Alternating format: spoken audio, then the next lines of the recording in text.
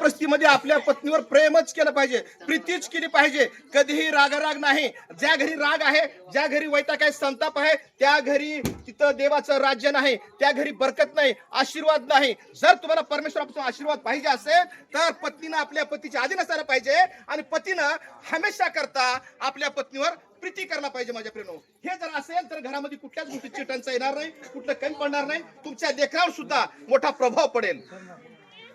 आणि म्हणून मला हे सांगायचं दोघांना बी, दयानंदला पण सांगायचं आहे आणि अश्विनला पण सांगायचंय. पहिलं अश्विनला सांगण्यात आलेलं आहे कसल्या परिस्थितीमध्ये आपल्या नवऱ्याच्या अधीन असणं गरजेचं आहे दयानंदच्या, आणि दयानंद सुद्धा कसल्याही परिस्थितीमध्ये जरी राग आला तरीही आपल्या पत्नीवर प्रेमच करायचं आहे, प्रीतीनंच जीवन जगायचं आहे. तरच देवबाप तुमच्या सोबत असणार आहे, देवाचा आशीर्वाद तुमच्या सोबत असणार आहे आणि देव तुम्हाला ह्या भूतलावर आशीर्वाद केल्याशिवाय राहणार नाही माझ्या प्रियानो. आणि तुमच्या बरोबर आज जी इथं बसलेली पब्लिक आहे त्यांना सुद्धा संदेश आहे की कधीही माझ्या प्रियानो आपण आपल्या बहिणीनं आपल्या पतीच्या अधीन असावे आणि पुरुषानं आपल्या पत्नीवर हमेशा करता प्रेमच करावं. कारण परमेश्वर देवपानं लाता घालण्यासाठी, बुक्या घालण्यासाठी आपल्याला पत्नी दिली नाही. कारण तिची निर्मिती पायापासून केली नाही, डोक्यापासून केलेली नाही. तिची निर्मिती आपल्या हृदयापासूनचं हाड काढून एका फासळीपासून त्या बाईला बनण्यात आलेलं आहे. आणि ते बघा म्हणून म्हणलेलं आहे, पुढे सांगितलेलं आहे देवाच्या वचनामध्ये, लगन